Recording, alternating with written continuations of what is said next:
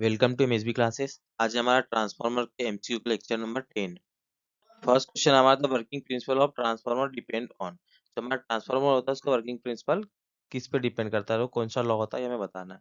ये हमारा ट्रांसफार्मर होता है, तो जो ट्रांसफार्मर की कोर होती है उस पर दो वाइंडिंग होती है, एक प्राइमरी वाइंडिंग और एक सेकेंडरी वाइंडिंग। ठीक है, ये प्राइमरी हो गई और ये हो गई सेकेंडरी वाइंडिंग।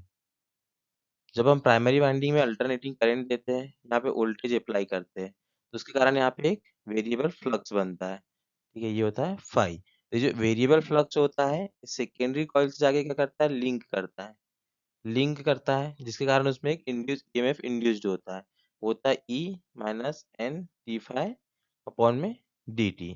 तो यहाँ पे क्या प्रोसेस हुई कि जब प्राइमरी में फ्लक्स चेंज अल्टरनेटिंग फ्लक्स होता है, ठीक है, जो कि टाइम के साथ वेरिएंट होता है। तो जब भी किसी कॉइल से टाइम वेरिएंट फ्लक्स लिंक करता है तो उसमें एक ईएमएफ इंड्यूस्ड होता है, और जो ईएमएफ होता है उसकी वैल्यू क्या होती है, minus N D phi by d t. यहाँ माइनस साइन लेंज लॉ के कारण है। ठीक है, तो ये जो लॉ है इसको बोलते हैं हम फैराडे का इलेक्ट्रोमैग्नेटिक इंडक्शन का लॉ। ठीक है, तो जो हमारा ट्रांसफार्मर है फैराडे के लॉ पे वर्क करता है, तो हमारा जो करेक्ट ऑप्शन होगा फैराडे लॉ। नेक्स्ट क्वेश्चन हमारा the heat generated in a transformer is dissipated mainly by. तो जो हमारी हीट ट्रांसफर होती है वो मेनली थ्री टाइप से होती है। ठीक है, तो इसमें फर्स्ट टाइप होता है हमारा क्या, कंडक्शन। तो कंडक्शन में क्या होता है कि कोई मेटल का पार्ट है तो उसको एक जगह से हमने यहाँ से हीट किया। ठीक है, ये हमारी मोमबत्ती है, इससे यहाँ से हीट किया, तो ये हीट है, ये इसके थ्रू में इधर ट्रांसफर होते जाएंगे, धीरे धीरे पूरा पार्ट हीट हो जाएगा। तो ये जो हीट का तरीका होता है हीट का, तो ये होता है कंडक्शन। मतलब कंडक्शन के कारण हीट डिसिपेट हुई, मतलब यहाँ से इधर हीट गई। और दूसरा तरीका होता है हमारा कन्वेक्शन। तो जो हमारा कन्वेक्शन तरीका उसमें क्या होता है कि कोई भी फ्लूइड होता है या एयर होती है, जिसके कारण हमारी एनर्जी क्या होती है, मान लो इधर नीचे साइड से हीटिंग हो रही है, तो हीट के टच में आके ये हीट यहाँ से इधर इधर तक फ्लो होती है, तो इसको बोलते हैं हम कन्वेक्शन। और थर्ड हमारा होता है रेडिएशन। जो रेडिएशन होता है उसमें क्या होता है, इलेक्ट्रोमैग्नेटिक वेव के थ्रू हीट हमारी ट्रांसफर होती है। जैसे जो हमारा सनलाइट होता है, ठीक है, इससे जो हीट आती है, ठीक है, ये जो हमारी ग्राउंड तक आती है, तो इसको बोलते हैं हम रेडिएशन के कारण जो हीट आई। ठीक है, तो जो हमारा ट्रांसफार्मर होता है, तो ट्रांसफार्मर मेनली क्या होता है कि जो ट्रांसफार्मर का टैंक होता है उसमें हमारी कॉइल्स रखी होती है, और कॉइल्स हमारे ऑयल के टच में होती है। तो जो मेनली हीट डिसिपेट होती है हमारे ट्रांसफार्मर को किसी कारण होती है, कन्वेक्शन के कारण। तो जो हमारा ऑप्शन सी है वो करेक्ट ऑप्शन होगा। नेक्स्ट क्वेश्चन हमारा what would be the total loss of 2 KVA transformer corresponding to maximum efficiency. ठीक है, मैक्सिमम एफिशिएंसी पे पूछ रहा है। Provided the transformer has iron losses of 150 watt and full load copper losses 250 watt. ठीक है, यहाँ पे क्या दिया हमको, full load CU loss, CU बोले तो कॉपर लॉस, तो फुल लोड कॉपर लॉस हमारा 250 वाट, फुल लोड, और जो फुल लोड हमारा आयरन लॉस है, ठीक है, आयरन लॉस वो क्या है 150 वाट। तो हमको पूछ रहा है कि मैक्सिमम एफिशिएंसी पे टोटल लॉस कितना होगा। तो जब हम मैक्सिमम एफिशिएंसी की कंडीशन लेंगे तो एफिशिएंसी पे मैक्सिमम एफिशिएंसी पे जो हमारे कॉपर लॉस होते हैं, कॉपर लॉस और आयरन लॉस होते हैं, जो वो दोनों कैसे होते हैं, वो दोनों बराबर होते हैं।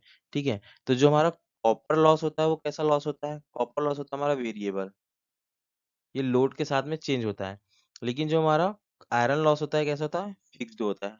ठीक है, तो जब हम मैक्सिमम एफिशिएंसी की बात करेंगे तो फुल लोड पे क्या होगा कि जो हमारा आयरन लॉस है वो कितना होगा 150 वाट, और जो हमारा कॉपर लॉस होगा, ठीक है, जब मैक्सिमम एफिशिएंसी मतलब दोनों लॉस बराबर होंगे तो वो भी कितना होगा 150 वाट होगा जब मैक्सिमम एफिशिएंसी होगी। तो जो मैक्सिमम एफिशिएंसी में हमारा टोटल लॉस कितना हो जाएगा 150 प्लस 150, तो ये हो जाएगा 300 वाट। तो जो हमारा करेक्ट ऑप्शन हो गया वो ऑप्शन बी 300 वाट।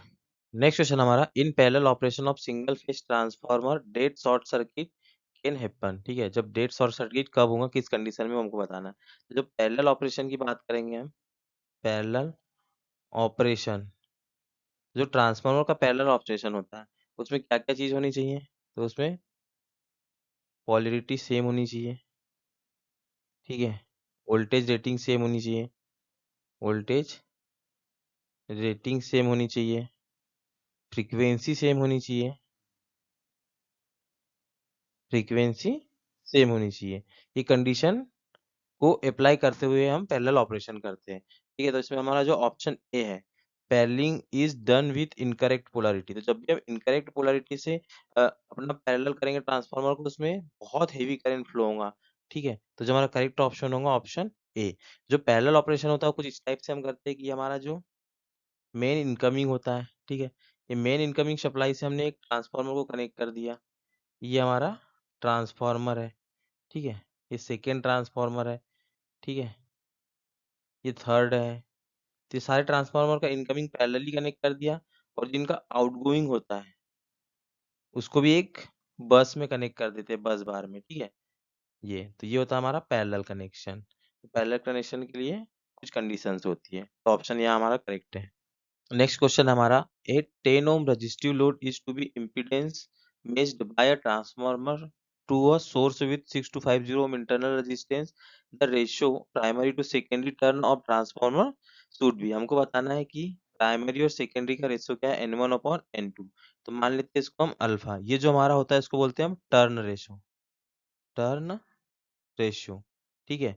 और जो होता है N2 अपॉन N1 या V2 अपॉन V1, इसको बोलते हैं हम ट्रांसफॉर्मेशन रेशियो, इसको के से इंडिकेट करते हैं क्या, ट्रांसफॉर्मेशन रेशियो, ठीक है। तो यहाँ पे बोला है कि लोड सका, तो लोड साइड जो रेजिस्टेंस है वो कितना है, 10 ओम है। तो मान लेते हैं कि जो आर एल है वो कितना है हमारा, 10 ओम है। ये किस साइड है, लोड साइड। और उसके बाद में जो सोर्स साइड है, जो सोर्स का इंटरनल रेजिस्टेंस है वो कितना दिया है, 6250, ठीक है। ये है हमारा प्राइमरी साइड, ठीक। लोड साइड मतलब ये सेकेंडरी साइड, सेकेंडरी साइड, ठीक है। तो जो हमारा अल्फा होगा N1 अपॉन N2, ये हमें निकालना है कि ये क्या होगा। तो हम क्या करते हैं, रेजिस्टेंस जो है हमारा प्राइमरी साइड कितना है, प्राइमरी साइड है हमारा 10 ओम, और सेकेंडरी साइड कितना है 6250। तो हम इसको रेफर्ड करते हैं हमारे रेजिस्टेंस को, जो सोर्स है, ठीक है, प्राइमरी साइड है, इसको सेकेंडरी साइड रेफर करते हैं। तो जो हमारा आर एस डेस होगा, तो जब रेजिस्टेंस को रेफर करते हैं तो जो भी रेजिस्टेंस उसको लिखेंगे हम 250, ठीक है। इसको क्या कर रहे हैं हम, सेकेंडरी में रेफर कर रहे हैं। सेकेंडरी में रेफर करते तो मल्टीप्लाई में लिखते हैं पहले किधर, सेकेंडरी के टर्न अपॉन में प्राइमरी के टर्न, और उसका स्क्वायर। जिस साइड ले जा रहे हैं उसको ऊपर लिखेंगे, और जिधर से गया उसको नीचे लिखेंगे। तो N2 अपॉन N1 ये डायरेक्ट हम याद रखेंगे इसको, ठीक है। तो इसको सॉल्व करते हैं तो आर एस डेस इज इक्वल टू 6250, ठीक। N1 अपॉन N2 क्या है हमारा, अल्फा है। यहाँ पे N2 अपॉन N1 है, तो हमारा अल्फा क्या आ जाएगा, नीचे आएगा अल्फा स्क्वायर, ठीक है। जब हम इम्पीडेंस मैचिंग करेंगे, इम्पीडेंस मैचिंग, तो जब इम्पीडेंस मैचिंग करेंगे तो उसमें क्या होता है कि हमारा आर एल इक्वल टू हो जाएगा आर डेस एस के, ठीक है। तो हम इसको इक्वल रखेंगे, तो जो आर एल है हमारा 10, ठीक है, तो हो जाएगा 10 इक्वल टू आर डेस क्या है 6250 अपॉन में अल्फा स्क्वायर। अल्फा स्क्वायर को इधर लेके आएंगे तो हो जाएगा 6250 अपॉन में 10, इससे कैंसिल, 625 को जब अंडर रूट लिखेंगे तो हो जाएगा 25, ठीक है। तो जो हमारा अल्फा था वो क्या था, अल्फा ये हमारा turn ratio N1 upon N2, तो टर्न रेशियो क्या निकल के आया हमारा 25, तो जो हमारा करेक्ट ऑप्शन होगा वो 25। नेक्स्ट क्वेश्चन हमारा, in case of a power transformer no load current in term of rated current, ठीक है। तो ये क्वेश्चन पूछ रहा है कि जो हमारे ट्रांसफार्मर में नो लोड करंट होती है और रेटेड टर्म करंट की टर्म में कितने परसेंट होती है वो हमें बताना है। तो जब हम इसका एक ग्राफ से इसको समझते हैं, ठीक है, तो ये होता है हमारा क्या, वोल्टेज V1 ट्रांसफार्मर का, और ये होता है हमारा फ्लक्स। जो फ्लक्स के साथ करंट होती है उसको बोलते हैं मैग्नेटाइजिंग करंट, IM, ठीक है। और जो वोल्टेज के साथ होती है वो हमारी IW, जो वॉटफुल करंट बोलते हैं जिसको हम, वॉटफुल कंपोनेंट, जिसमें क्या होता है कि हमारे कोर लॉस होता है, ठीक है। जब इसका ग्राफ का रिजल्टेंट निकल के आता है तो ये होता है हमारा I नॉट, मतलब नो लोड पे ट्रांसफार्मर में जो करंट फ्लो होती है उसको बोलते हैं हम I नॉट। ठीक है। और ये जो एंगल बन गया था इसको बोलते हैं फाई, और यही होता अप्रोक्सीमेटली 75 डिग्री होता है नो लोड पे। ठीक है। तो जो इससे समझ में आ रहा है कि जो करंट होती है हमारी वो कौन सी होगी, IM होगी हमारी मैग्नेटाइजिंग, I0 होगी हमारी कोर लॉस वाली। ठीक है। तो ये जो दोनों करंट होती है इसकी वैल्यू बहुत ही कम होती है, तो ये तो रेटेड होती है, रेटेड करंट उसके कंपैरिजन में 2 to 6% होती है। ठीक है। तो जो हमारा करेक्ट ऑप्शन होगा ऑप्शन सी होगा। नेक्स्ट क्वेश्चन हमारा copper loss of a transformer 8 full load is 4900 watt. ठीक है। Then the it's full load copper loss would be, हमको फुल लोड कॉपर लॉस बताना है। ठीक है। तो हम मान लेते हैं कि जो हमारा फुल लोड कॉपर लॉस है, full load copper loss is equal to मान लेते हैं क्या है, एक्स है। ठीक है। तो जो हमारा 7/8 टाइम पे जो था, तो उसका जो कॉपर लॉस है वो कितना है, तो हम फुल लोड कॉपर लॉस का 7/8 टाइम जो था वो कितना है हमारा 4900 वाट। उसको ऐसा लिखेंगे, ये इसलिए ऐसा लिख रहे हैं कि जो हमारा कॉपर लॉस है, copper loss directly proportional to I square होता है, इसलिए यहाँ पे स्क्वायर लगा हुआ है। ठीक है। तो जो हमारा कॉपर लॉस निकल के आएगा X into 49/64 is equal to 4900। इसको इधर ट्रांसफर करेंगे तो हमारा आएगा X is equal to 4900 into 64/49। इससे 100 टाइम कट कैंसिल हो जाएगा, तो जो हमारा एक्स निकल के आएगा 6400। तो जो फुल लोड पे हमारा कॉपर लॉस होगा कितना होगा 6400 वाट। तो जो हमारा करेक्ट ऑप्शन होगा ऑप्शन बी होगा।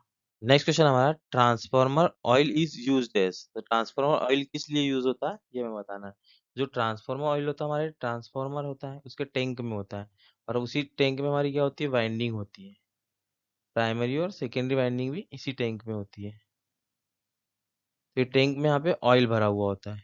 तो जो ऑयल का मेनली यूज होता है वो किस लिए होता है ये हमें बताना है। तो ये ऑयल का यूज होता है एक तो इस टैंक में वाइंडिंग और टैंक के बीच में इंसुलेशन के लिए।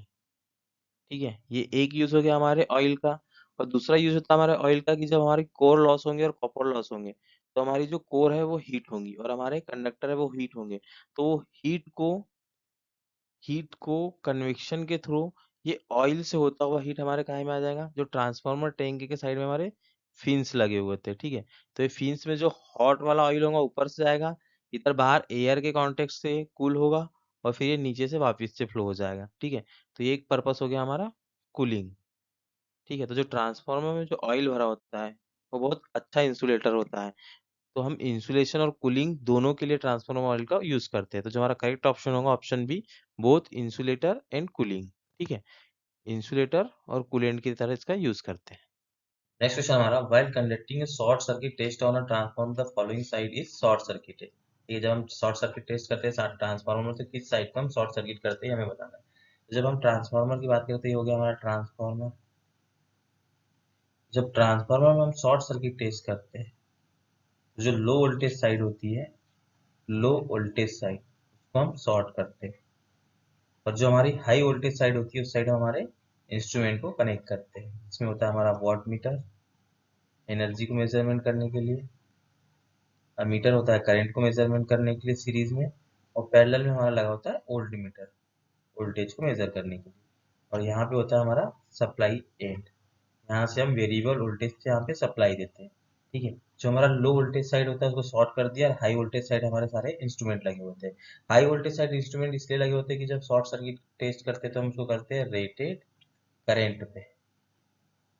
तो रेटेड करंट पे करते हैं तो जो हमारा high voltage side rated current होता है वो लो होता है कंपैरिजन में लो वोल्टेज साइड से। ठीक है। तो जो हमारे इंस्ट्रूमेंट यूज होंगे वो कम रेटिंग के यूज होते हैं, इसलिए हम लो वोल्टेज साइड को साइड कर देते हैं, शॉर्ट कर देते हैं, और हाई वोल्टेज साइड में हमारे इंस्ट्रूमेंट लगाते हैं। और यहाँ पे जो वोल्टेज अप्लाई करते हैं, यहाँ पर रेटेड वोल्टेज का 2 to 5% होता है, 2 to 5%। ठीक है। मतलब बहुत कम वैल्यू का यहाँ पे वोल्टेज लगाते हैं, जिससे क्या होता है कि हमको रेटेड करंट जल्दी से मिल जाती है। तो जो शॉर्ट सर्किट टेस्ट में है हम लो वोल्टेज साइड को शॉर्ट करते हैं। तो जो हमारा करेक्ट ऑप्शन होगा option B, low voltage side. जब हम ओपन सर्किट टेस्ट की बात करेंगे, ओपन सर्किट टेस्ट की, तो ओपन सर्किट टेस्ट होता है हमारा रेटेड वोल्टेज और रेटेड फ्रीक्वेंसी पे, ठीक है। फ्रीक्वेंसी तो दोनों साइड सेम ही होती है ट्रांसफार्मर में, लेकिन जो रेटेड वोल्टेज होता है वो लो वोल्टेज साइड में कैसा होगा, कम होगा, और हाई वोल्टेज साइड में ज्यादा होगा। तो जो ओपन सर्किट टेस्ट है, तो इसमें हाई वोल्टेज साइड को ओपन करते हैं और लो वोल्टेज साइड हमारे इंस्ट्रूमेंट लगाते हैं। वो इसलिए लगाते हैं क्योंकि लो वोल्टेज साइड में हमारा वोल्टेज कम होगा और हमको कम वैल्यू के जो इंस्ट्रूमेंट है वो कम रेटिंग के लगेंगे, इसलिए हम लो वोल्टेज साइड में इंस्ट्रूमेंट लगाते हैं और हाई वोल्टेज साइड को ओपन करते हैं open circuit test. Next question हमारा, single phase 50 hertz transformer has high voltage and low voltage winding of 2200 volt and 220 volt, ठीक है। What is the transformation ratio? जो ट्रांसफार्मर का ट्रांसफॉर्मेशन रेशो होता है, ट्रांसफॉर्मेशन रेशो, उसको हम लिखते हैं V2 अपॉन में V1, या बोल सकते हैं N2 अपॉन में N1, या I1 अपॉन में I2। इसको हम करते हैं डिनोट K से, ठीक है। और एक और होता है हमारा क्या, टर्न रेशो, टर्न रेशो। तो जो टर्न रेशो होता है वो हमारा क्या होता है, N1 अपॉन में N2 is equal to V1 upon V2 equal to I2 upon में I1, ठीक है। तो क्वेश्चन में हमसे क्या पूछा है, ट्रांसफॉर्मेशन रेशो पूछा। तो जो हमारा ट्रांसफॉर्मेशन रेशो के होता है वो क्या होता है, V2 अपॉन में V1, ठीक है। तो यहाँ पे V2 हमारा 220 वोल्ट, ठीक है। यहाँ पे जो सेकेंड साइड दिया होता है वो V2 होता है। तो यहाँ पे V1 है 2200 वोल्ट और V2 है हमारा 220 वोल्ट, ठीक है। तो V2 अपॉन V1 होता है हमारा ट्रांसफॉर्मेशन जो K, तो K इज इक्वल टू होगा V2 क्या हमारा 220 अपॉन में 2200। जब इसको हम सॉल्व करेंगे तो इससे कैंसिल आ जाएगा 1 अपॉन में 10। तो जो हमारा ट्रांसफॉर्मेशन रेशो आ गया 1 अपॉन में 10। तो ऑप्शन बी हमारा करेक्ट ऑप्शन होगा। नेक्स्ट क्वेश्चन हमारा, in which transformer the tertiary winding is used? जो हमारी टर्सरी वाइंडिंग होती है उसको हम क्या बोलते हैं, स्टेबलाइजर वाइंडिंग भी बोलते हैं, ठीक है। तो इसका यूज करते हैं हम स्टार स्टार ट्रांसफार्मर में। इसका यूज इसलिए करते हैं कि जो स्टार स्टार ट्रांसफार्मर में जो हमारा थर्ड हार्मोनिक होता है उसको एलिमिनेट करने के लिए हम star star connected transformer tertiary winding का यूज करते हैं, ठीक है। तो हमारा करेक्ट ऑप्शन होगा ऑप्शन बी। जो नेक्स्ट क्वेश्चन हमारा, secondary winding of N auto transformer also called, ठीक है। जो सेकेंडरी वाइंडिंग होती है ऑटो ट्रांसफार्मर उसको हम क्या बोलते हैं, ये हमको बताना है, ठीक है। तो ऑटो ट्रांसफार्मर कुछ इस टाइप से होता है हमारा, यहाँ से हमारा सेकेंडरी होता है, ठीक है। ये टेपिंग होती है सेकेंडरी की, इसको हम वेरी कर सकते हैं हमारी सेकेंडरी के नंबर ऑफ टर्न को, ठीक है। तो ये होते हैं हमारे N2 और ये जो टोटल होता है हमारा ये होता है हमारा N1, ठीक है। तो जो हमारी प्राइमरी और सेकेंडरी वाइंडिंग है कैसी है, ये दोनों कॉमन है, मतलब एक ही वाइंडिंग है। तो जो हमारी सेकेंडरी वाइंडिंग होती है ऑटो ट्रांसफार्मर उसको हम क्या बोलते हैं, कॉमन वाइंडिंग भी बोलते हैं, ठीक है। तो करेक्ट ऑप्शन होगा ऑप्शन बी। नेक्स्ट क्वेश्चन हमारा, the no load current in the transformer is. जो ट्रांसफार्मर में नो लोड करंट होती है उसको बोलते हैं हम आई नॉट, और एक किसका किसका सम होती है, ये होती है I W and I am का, जिसमें आई डब्ल्यू होते हैं हमारे क्या, लॉसेस होते हैं, ठीक है, आयरन लॉसेस। और जो आई एम होती है हमारी मैग्नेटाइजिंग करंट होती है, मैग्नेटाइजिंग करंट, ठीक है। तो ये मैग्नेटाइजिंग करंट और लॉसेस के कारण जो हमारे ट्रांसफार्मर का नो लोड में करंट होता है वो होता है नॉन साइनसोइडल, नॉन साइनोसॉइडल होता है, ठीक है। तो नो लोड की कंडीशन में हमारा ट्रांसफार्मर करंट कैसा हो गया, नॉन साइनोसॉइडल। तो करेक्ट ऑप्शन होगा ऑप्शन बी। नेक्स्ट क्वेश्चन हमारा, transformer cooling and insulation oil must be, ठीक है। कैसा होना चाहिए हमारा ट्रांसफार्मर का ऑयल जो कूलिंग और इंसुलेशन के लिए हमारा यूज होता है। तो जो ऑप्शन है उसमें हम देखते हैं कि ट्रांसफार्मर ऑयल कैसा होना चाहिए, हाई विस्कोसिटी, तो नहीं, हाई विस्कोसिटी से मतलब है कि गाढ़ा होना चाहिए।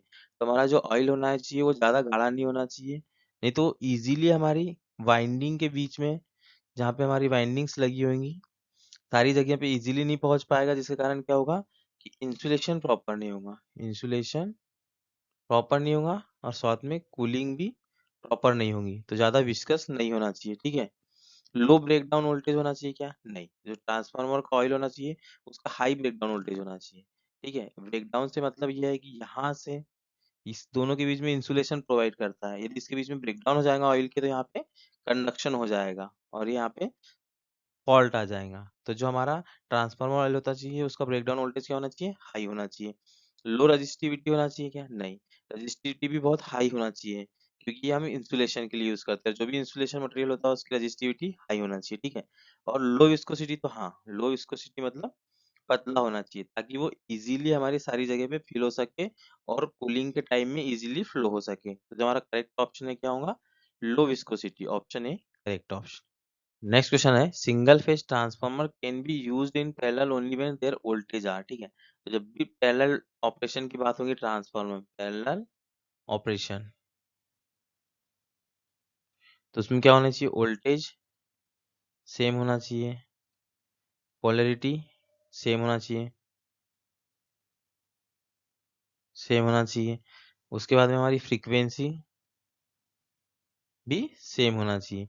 ये कुछ टर्म होती है जो मस्ट होती है, मतलब कि ये होना ही चाहिए। तो जो हमारा वोल्टेज क्या होना चाहिए, वो सेम होना चाहिए, यानी इक्वल होना चाहिए। तो ऑप्शन ए हमारा करेक्ट होगा। नेक्स्ट क्वेश्चन है, a consideration of a power loss in electrical machine essential for which of the following reason, ठीक है। हिंदी में क्या है, निम्नलिखित में से किस कारण से विद्युत मशीन में बिजली की हानि पर विचार करना आवश्यक है, ठीक है। तो बिजली की हानि होगी मतलब जो लॉसेस होंगे, तो इससे हमारी ऑपरेटिंग कॉस्ट क्या होंगी, वो भी बढ़ेगी, ठीक है। तो इसको भी हमको कंसीडर करना पड़ेगा। और हमारे लॉसेस बढ़ेंगे तो इससे क्या होगा कि हमारा टेम्परेचर राइज भी होगा, तो इसको भी हमको कंसीडर करना पड़ेगा। और लॉसेस बढ़ेंगे मतलब वोल्टेज ड्रॉप भी होगा, तो इसको भी हमको कंसीडर करना पड़ेगा।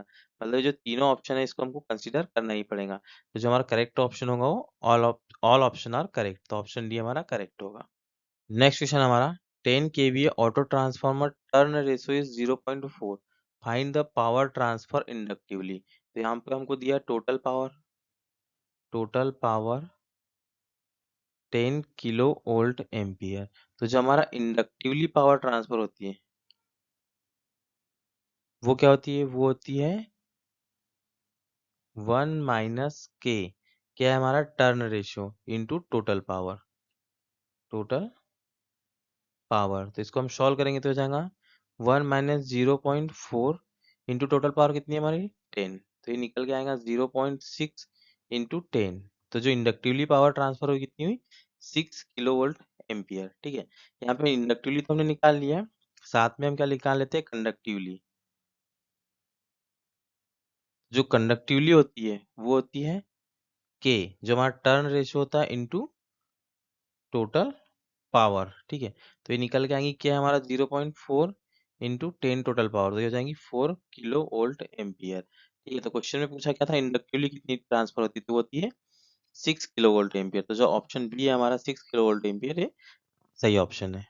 नेक्स्ट क्वेश्चन हमारा, ट्रांसफार्मर ऑयल शुड हैव, मतलब ट्रांसफार्मर ऑयल कैसा होना चाहिए हमारा, ठीक है। तो हाई विस्कोसिटी, तो बिल्कुल नहीं, अभी हमने देखा कि हाई विस्कोस हमारा नहीं होता है। High sludging tendency, sludging tendency क्या होता है कि जब ट्रांसफार्मर ऑयल ये होता है, ठीक है, तो इसमें ट्रांसफार्मर ऑयल भरा हुआ हो, तो जब इसमें ब्रेकडाउन हो या इसमें कुछ भी हो, लॉसेस हो, तो उसके कारण यहाँ पे स्लज, यहाँ गंदगी वैसे जमा हो जाए, स्लज। तो हाई स्लजिंग टेंडेंसी तो बिल्कुल नहीं, हम नहीं चाहेंगे कि हमारा ट्रांसफार्मर ऑयल ऐसे गंदा हो, तो इसमें स्लजिंग टेंडेंसी नहीं होना चाहिए। यदि स्लजिंग टेंडेंसी हाई होंगी तो उसका ब्रेक डाउन वोल्टेज पे इफेक्ट आएगा, उसके डाइलेक्ट्रिक स्ट्रेंथ पे इफेक्ट आएगा, उसके इंसुलेशन प्रॉपर्टी पे भी इफेक्ट आएगा, ठीक है। तो ये ऐसा भी नहीं होना चाहिए। हाई फ्लैश पॉइंट, तो हाँ बिल्कुल हमारे ट्रांसफार्मर ऑयल का हाई होना चाहिए फ्लैश पॉइंट, 140 डिग्री सेल्सियस। अब फ्लैश पॉइंट क्या होता है वो देख लेते हैं। तो फ्लैश पॉइंट ये होता है कि जब ये ट्रांसफार्मर का ऑयल होता है, तो इसमें टेम्परेचर बढ़ने के कारण क्या होता है, वेपोराइज्ड होता है। तो वेपोराइज्ड होने के लिए ये वेपर्स बनती है, तो ये वेपर्स कितनी डिग्री पे हमारी बर्न हो जाएंगी या फायर आ जाएगा इसमें, ठीक है, मतलब आग पकड़ लेगी, तो उसको बोलते हैं फ्लैश पॉइंट। तो फ्लैश पॉइंट हमारा ज्यादा से ज्यादा होना चाहिए हमारे ट्रांसफार्मर के ऑयल का, तो ये लगभग 140 डिग्री सेल्सियस होता है। ऑप्शन ये हमारा करेक्ट ऑप्शन होगा।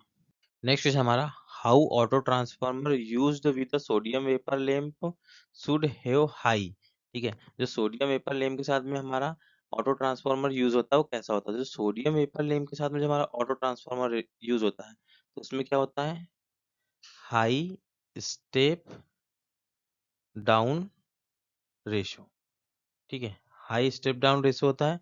और साथ में क्या होता है कि जो लीकेज रिएक्टेंस होता है, ट्रांसफार्मर का जो लीकेज रिएक्टेंस होता है वो भी होता है हमारा हाई। ठीक है, तो जो ऑप्शन बी है leakage reactance of the winding, तो जो ट्रांसफार्मर यूज होता है सोडियम वेपर लैंप के साथ में, उसका लीकेज रिएक्टेंस भी क्या होता है, हाई होता है, तो ऑप्शन बी हमारा करेक्ट ऑप्शन होगा। नेक्स्ट क्वेश्चन हमारा, in auto transformer the number of turn in primary winding is 210 and in secondary winding is 140 if the input current is 60 ampere the current in output and a common winding are respectively. ठीक है, output और common winding में current क्या होंगे हमको बताना। तो पहले हम ऑटो ट्रांसफार्मर को बना लेते हैं यहाँ पे। तो हमारा ऑटो ट्रांसफार्मर कुछ इस टाइप से होता है, ये प्राइमरी यहाँ से सेकेंडरी। ठीक है, तो ये टोटल नंबर ऑफ टर्न होते हैं यहाँ से यहाँ तक N1, तो यहाँ का यहाँ से लेके यहाँ तक के टर्न क्या हो गए N1 टोटल। ठीक है, और जो सेकेंडरी में हुए वो कितने हुए N2, और ये हमारी कॉमन वाइंडिंग हो गई, तो कॉमन वाइंडिंग में हो गए N1 माइनस N2। ठीक है, तो ये कॉमन वाइंडिंग हमारी यहाँ से यहाँ तक होती है। ठीक है, जो N2 वाली होती है कॉमन वाइंडिंग होती है। तो जो हमारा क्वेश्चन बोल रहा है कि जो हमारी प्राइमरी में करंट फ्लो होता है वो कितना होता है 60 एम्पियर, और प्राइमरी के टर्न N1 है हमारे 210 टर्न। ठीक है, N2 है हमारे 140 टर्न। ठीक है, तो जो हमारे ट्रांसफार्मर रेशो होता है, ट्रांसफॉर्मेशन रेशो, उससे हम निकाल लेते हैं कि जो हमारा क्या होता है N2 upon N1 equal to I1 upon में I2। ठीक है, तो N2 कितना है हमारा 140, N1 कितना है 210, I1 कितना है हमारा 60 एम्पियर, और I2 हमको निकालना है। ठीक है, तो इसको यहाँ से हम निकाल लेते हैं। तो I2 इज इक्वल टू हो जाएगा 60 इंटू 210 अपॉन में 140। ठीक है, इसको हम सॉल्व करेंगे तो ये हो जाएगा 3 टाइम 30, तो हो जाएगा 90 एम्पियर। तो जो हमारा सेकेंडरी में करंट निकल के आया हमारा I2 वो हो गया 90 एम्पियर।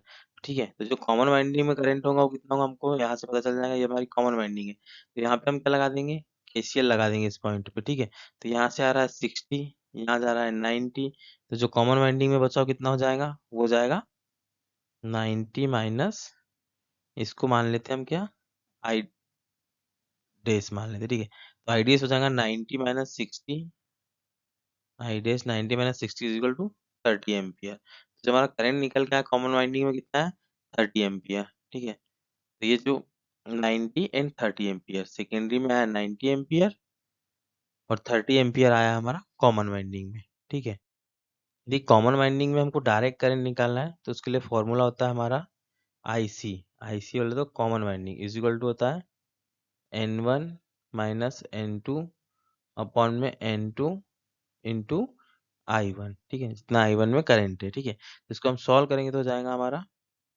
N1 हमारा कितना 210, N2 है 140 अपॉन में N2 140 इंटू 60 एम्पियर।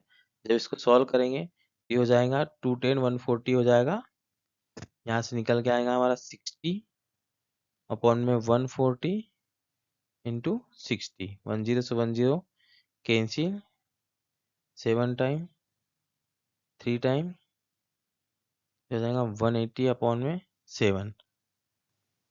जब हम माइनस करेंगे तो यहाँ 70 आएगा। ठीक है, इसको 7 से कैंसिल करेंगे तो हो जाएगा 10 टाइम कैंसिल। ठीक है, ये नहीं आएगा, 7 से कैंसिल करेंगे 10 टाइम, तो 10 इंटू 3 हो जाएगा ये 30 एम्पियर। तो जो कॉमन वाइंडिंग में करंट कितना जाएगा 30 एम्पियर। ठीक है, तो कॉमन प्लस में जब हम प्राइमरी का करेंगे तो ये हो जाएगा हमारा I2 is equal to 60 plus 30, तो ये आ जाएगा 90 एम्पियर। ठीक है, तो जो हमारा प्राइमरी में करंट आ गया वो 90 एम्पियर, और जो हमारा कॉमन में आया वो 30 एम्पियर। यदि यही ठीक है 90 30, तो हमारा ऑप्शन सी करेक्ट ऑप्शन होगा। यदि हमारी वीडियो अच्छी लगती है तो प्लीज हमारे वीडियो को लाइक कीजिए और हमारे चैनल को सब्सक्राइब कीजिए। Thank you for watching.